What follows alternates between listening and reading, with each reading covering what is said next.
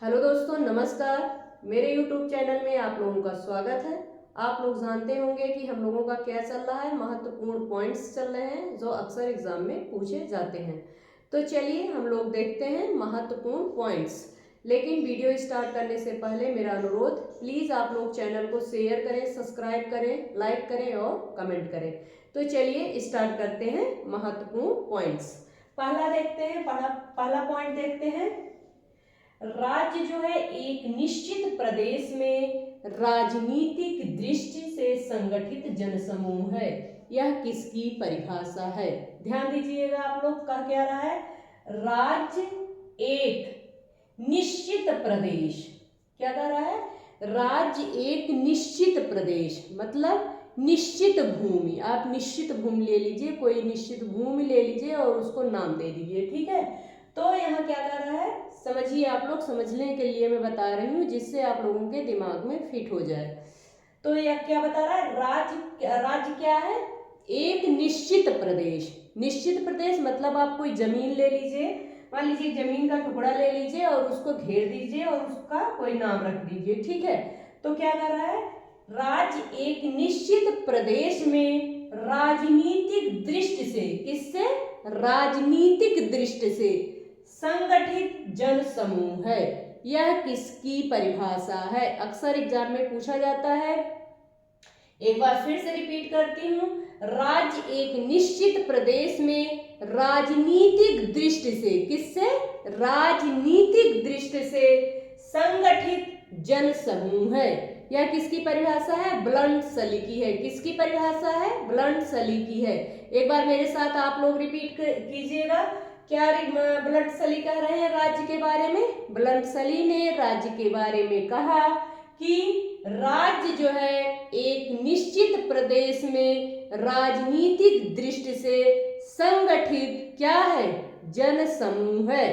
क्या है? जन समूह है। यह परिभाषा किसकी है? ब्लंट सली की है। आप लोग समझ गए होंगे। आगे बढ़ते हैं। ध्यान दीजिएगा, आप लोग, दोनों परिभाषाएं मिलती हैं इसलिए मैं एक साथ रख दी हूँ। अंतर क्योंकि एग्जाम में पूछा जाता है तो थोड़ा सा इधर उधर मैच नहीं हुआ तो क्वेश्चन गलत हो जाता है, ठीक है। विधि के लिए, किसके लिए? विधि। विधि मीन्स कानून। कानून के लिए, किसके लिए? विधि के लिए एकता के सूत्र में, किसके सूत्र में? एकता के सूत्र में आबद्ध और निश्चित भूमि प्रदेश में रहने वाली जनता क्या है? राज्य है। यहां भी क्या, दोनों में क्या समानता मिली? निश्चित प्रदेश। तो निश्चित प्रदेश राजनीतिक दृष्टि से संगठित, और यहाँ क्या वर्ड यूज किया गया? विधि के लिए एकता के सूत्र में आबद्ध और निश्चित भूमि प्रदेश में रहने वाली जनता को क्या कहा जाता है? राज्य कहा जाता है। किसने कहा? बर्क ने कहा। किसने कहा? बर्क ने। आबद्ध मीन्स क्या हुआ? बधा हुआ। आबद्ध मीन्स बधा। एक बार फिर से रिपीट करते हैं। विधि के लिए, किसके लिए? विधि के लिए एकता के सूत्र में आबद्ध और निश्चित भूमि प्रदेश में रहने वाली जनसंख्या को क्या कहते हैं? राज्य कहते हैं। यह किसने कहा? यह बर्क महोदय ने कहा। आप लोग समझ गए होंगे। आगे बढ़ते हैं। हाँ, सामाजिक समझौता सिद्धांत यह सिद्ध करना चाहता है। सामाजिक समझौते का सिद्धांत अगर क्वेश्चन आपसे पूछा जाए, आप बताइए, मान लीजिए इंटरव्यू में आपसे पूछा गया कि सामाजिक समझौते का जो सिद्धांत है वह क्या सिद्ध करना चाहता है। मान लीजिए क्वेश्चन आ गया है, आपका आंसर क्या होगा? सामाजिक समझौता सिद्धांत यह सिद्ध करना चाहता है। क्या सिद्ध करना चाहता है? आप लोग पढ़ चुके भी हैं, मैं पढ़ा भी चुकी हूँ, तो आपका आंसर क्या आएगा?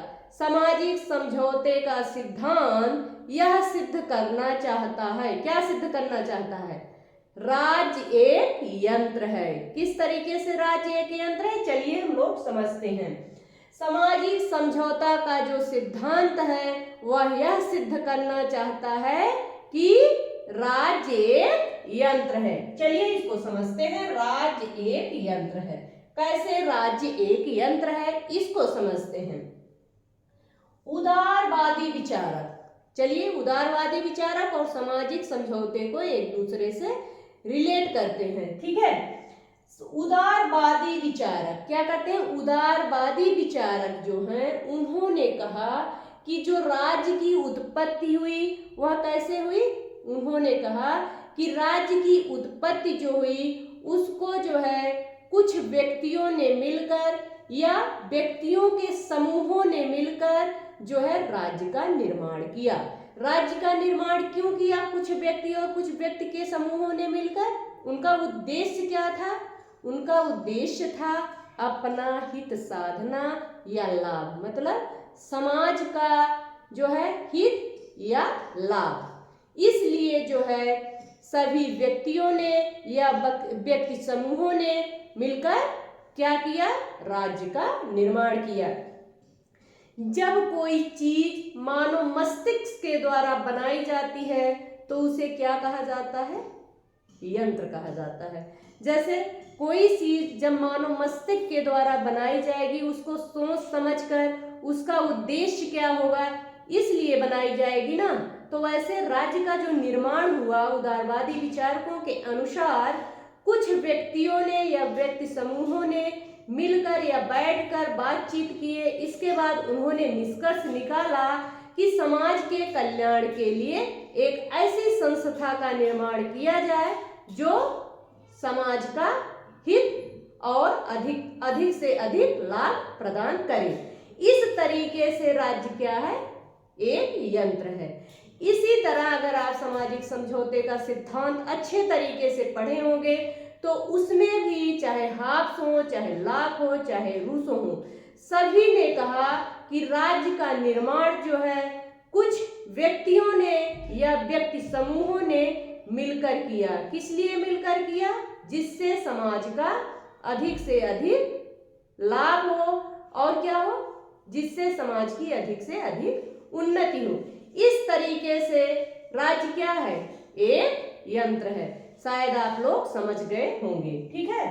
तो अगर आपसे क्वेश्चन पूछा जाए सामाजिक समझौते का सिद्धांत क्या सिद्ध करना चाहता है, तो सामाजिक समझौते का सिद्धांत यह सिद्ध करना चाहता है कि राज्य एक यंत्र है, क्योंकि यह मानव मस्तिष्क के द्वारा सोच समझकर जो है हित साधन के लिए बनाया गया है। आप लोग समझ गए होंगे। आगे बढ़ते हैं, ठीक है। चलिए, पितृ प्रधान सिद्धांत का समर्थक कौन माना जाता है? मुख्य रूप से पितृ प्रधान सिद्धांत का समर्थन किसने किया है? तो किसने किया है? हेनरी मैन ने किया है। किसने? Henry man. किसने किया है? हेनरी मैन ने जो है पितृ प्रधान सिद्धांत का समर्थन किया है। तो जो है मातृ प्रधान सिद्धांत का समर्थन भी देख लेते हैं। किसने किया है? मैकलेन मॉर्गन, मामा मैकलेन मॉर्गन। और कौन है? जैक्स।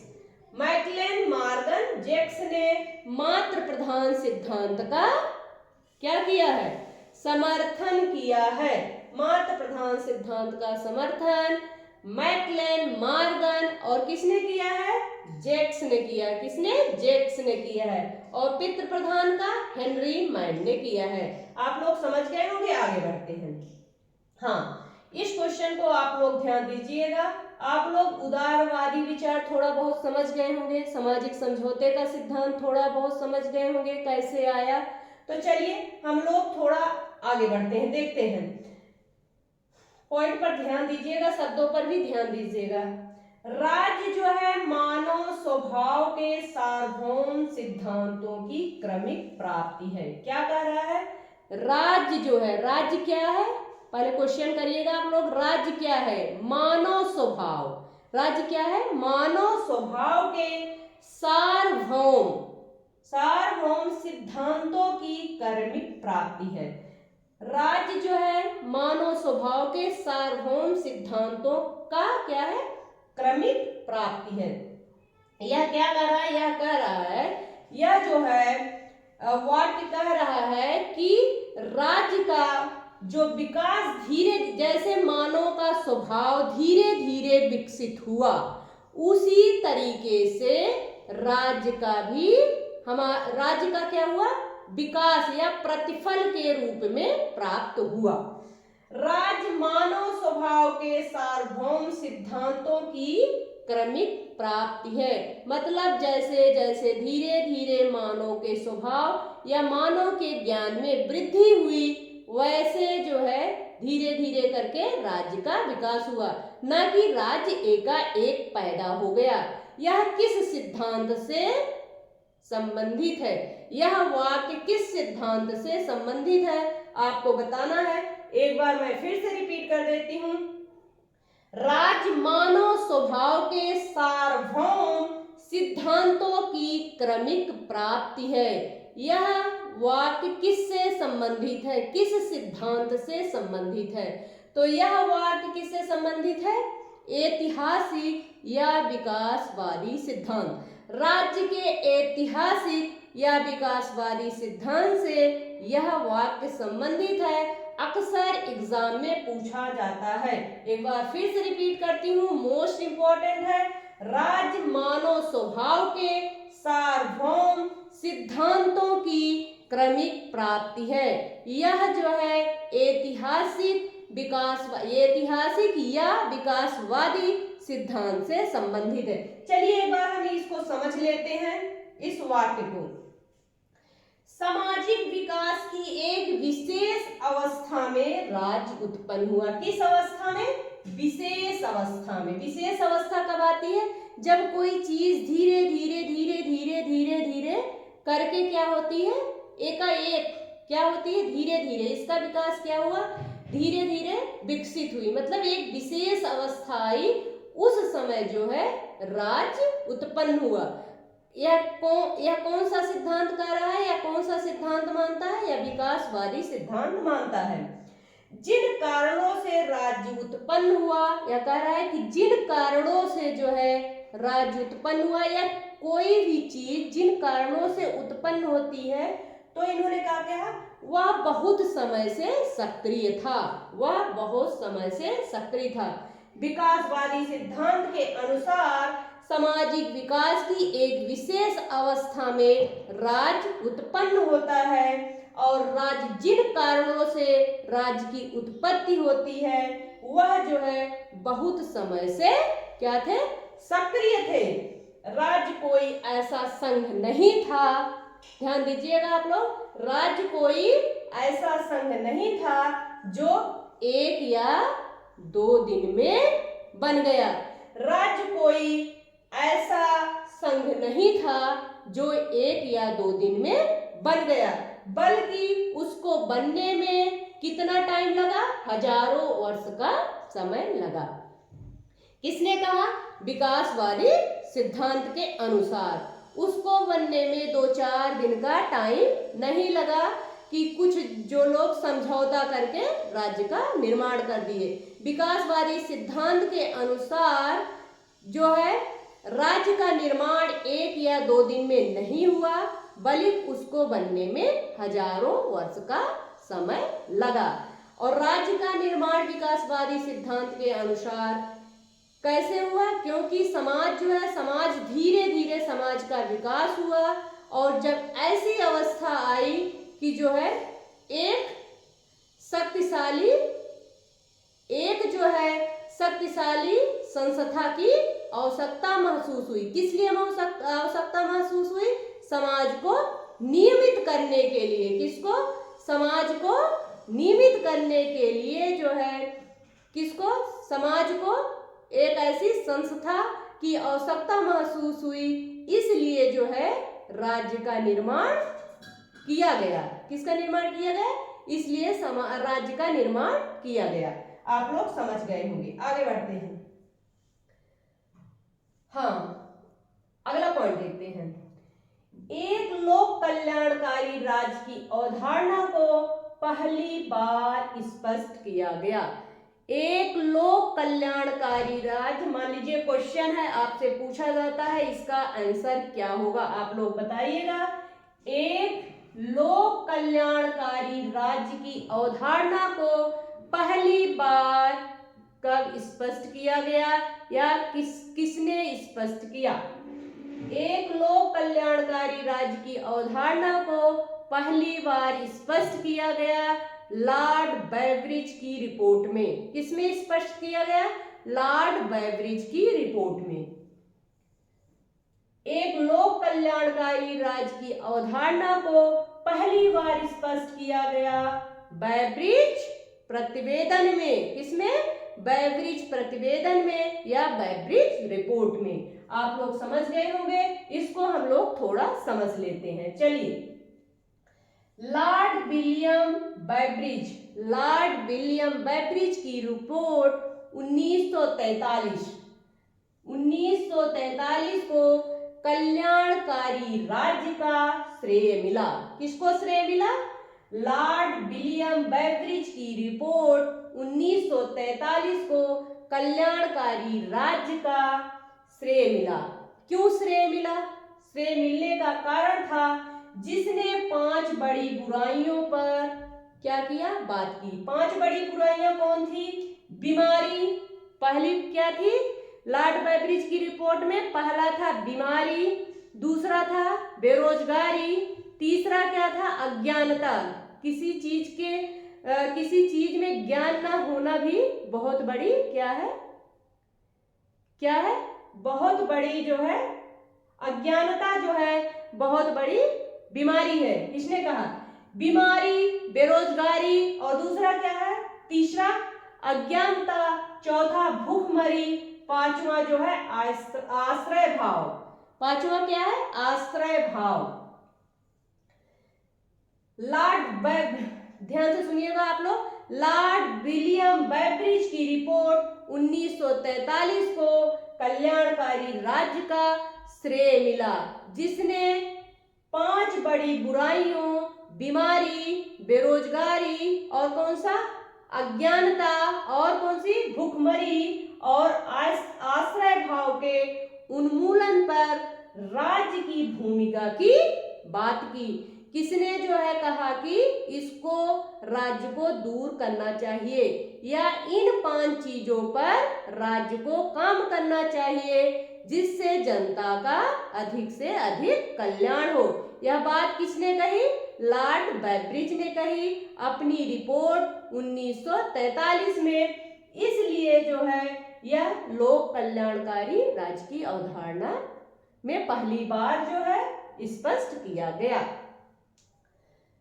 भूमिका की बात की, इटली की श्रम सरकार, इटली की किसकी?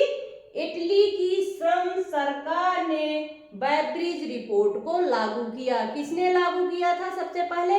इटली की श्रम सरकार। कौन सी? इटली की श्रम सरकार बेवरिज रिपोर्ट को सर्वप्रथम लागू किया। इसलिए जो है ब्रिटेन को क्या कहा जाता है? कल्याणकारी राज्य का घर कहा जाता है। इसलिए ब्रिटेन को कल्याणकारी राज्य का घर कहा जाता है। क्यों कहा जाता है ब्रिटेन को कल्याणकारी राज्य का घर? क्योंकि उसने जो है सर्वप्रथम इटली के कौन थे? इटली की श्रम सरकार ने बेवरिज रिपोर्ट को सर्वप्रथम लागू किया था। इसलिए जो है ब्रिटेन को कल्याणकारी राज्य का घर कहा जाता है। आप लोग समझ गए होंगे। आगे बढ़ते हैं। सभी कुछ राज्य में निहित है, राज्य के बाहर कुछ नहीं है। यह वाक्य किससे संबंधित है? यह स्टेटमेंट किससे संबंधित है? सब कुछ राज्य में निहित है। ध्यान से सुनिएगा आप लोग। सब कुछ राज्य में निहित है, राज्य के बाहर कुछ नहीं है। यह वाक्य यह स्टेटमेंट किससे संबंधित है? किससे संबंधित है? सर्वाधिकारवाद से संबंधित है। किससे संबंधित है? सर्वाधिकारवाद से संबंधित है। सर्वाधिकारवाद क्या मानता है? राज्य को सर्वोच्च शक्ति मानता है। क्या मानता है? सर्वशक्तिमान मानता है, सर्वोच्च मानता है और क्या मानता है? नैतिक इकाई मानता है। कौन नैतिक इकाई मानता है? सर्वाधिकारवाद। सर्वाधिकारवाद का क्या वाक्य है? सभी कुछ राज्य में निहित है, राज्य के बाहर कुछ नहीं है। यह वाक्य किससे संबंधित है? सर्वाधिकारवाद से संबंधित है। सर्वाधिकारवाद राज्य को क्या मानता है? सर्वशक्तिमान मानता है, सर्वोच्च मानता है और नैतिक इकाई मानता है। सर्वाधिकारवाद के दो प्रकार है। एक जो है किससे संबंधित है? एक मुसोलिन से संबंधित है, एक हिटलर से संबंधित है। इटली में जो है फांसीवाद का संचालन कौन किया था? मुसोलिन ने किया था, जो सर्वाधिकारवाद का एक प्रकार है या एक ब्रांच आप लोग समझ लीजिए। इटली में जो है फांसीवाद मुसोलिन और जर्मनी में कौन था? नाजीवाद था, हिटलर। यह क्या है? सर्वाधिकारवाद के दो प्रकार माने जाते हैं। पहला कौन सा? इटली में फांसीवाद मुसोलिन और जर्मनी में नाजीवाद हिटलर। एक जो है स्टेटमेंट देखते हैं, एक परिभाषा देखते हैं। राज्य के बाहर कुछ नहीं है, इसके विरुद्ध कुछ नहीं है, इसके ऊपर कुछ नहीं है, सभी कुछ राज्य में निहित है। यह किसकी परिभाषा है? राज्य के बाहर कुछ नहीं, इसके विरुद्ध कुछ नहीं, इसके ऊपर कुछ नहीं, सभी कुछ राज्य में निहित है। यह किसकी परिभाषा है? तो यह परिभाषा किसकी है? मुसोलिन की है। यह किसने कहा है? मुसोलिन ने कहा। यह किसका स्टेटमेंट है? मुसोलिन का है। ठीक है, आप लोग समझ गए होंगे। आगे बढ़ते हैं। दंडवत होकर राज्य की पूजा करनी चाहिए, यह किसका स्टेटमेंट है? दंडवत होकर राज्य की पूजा करनी चाहिए, यह किसका स्टेटमेंट है? तो किसका है? त्रितस्के का। किसका है? त्रितस्के का। दंडवत होकर राज्य की पूजा करनी चाहिए, यह स्टेटमेंट त्रितस्के का है। आप लोग समझ गए होंगे। आगे बढ़ते हैं। इसका महत्व किसके? सर्वाधिकारवाद का जो महत्वपूर्ण पॉइंट्स देख लेते हैं हम लोग। यह क्या करता है? विवेक को अमान्य घोषित करता है, मतलब विवेक पर बल नहीं देता है। फिर किस पर बल देता है? संवेगों पर बल देता है। किसका? संवेगों पर बल देता है। यह जो है विवेक को महत्वपूर्ण नहीं मानता, बल्कि संवेगों को महत्वपूर्ण मानता है। कौन? सर्वाधिकारवाद। आगे बढ़ते हैं। व्यक्तिगत स्वतंत्रता को महत्व नहीं देता है। व्यक्तिगत स्वतंत्रता को महत्व नहीं देता है। अगला पॉइंट देखते हैं। जनता को राजनीतिक विरोध का अधिकार नहीं है। जनता को राजनीतिक विरोध का अधिकार नहीं है। किसके अकॉर्डिंग? सर्वाधिकार वाद के अकॉर्डिंग। ठीक है। राष्ट्र का गौरव गान करता है। किसका गौरव गान करता है? राष्ट्र का गौरव गान करता है। यह युद्ध की प्रशंसा करता है, शांति का विरोध करता है। यह युद्ध की प्रशंसा करता है, शांति का विरोध करता है। कौन? सर्वाधिकारवाद। यह उदारवाद संसदीय शासन के विरुद्ध है। कौन उदारवाद और संसदीय शासन के विरुद्ध है? सर्वाधिकारवाद। यह एक व्यक्ति तथा दल में सर्वोच्च सत्ता समाहित करता है। यह एक व्यक्ति तथा दल में सर्वोच्च सत्ता स्थापित करता है। कौन स्थापित करता है? सर्वाधिकारवाद स्थापित करता है। तो यह रहा मोस्ट इंपॉर्टेंट पॉइंट्स। अगले वीडियो में हम और सारे जो है मोस्ट इंपॉर्टेंट पॉइंट्स लेके आएंगे। तो प्लीज जो है चैनल को शेयर करें, सब्सक्राइब करें, लाइक करें और कमेंट भी करें। धन्यवाद।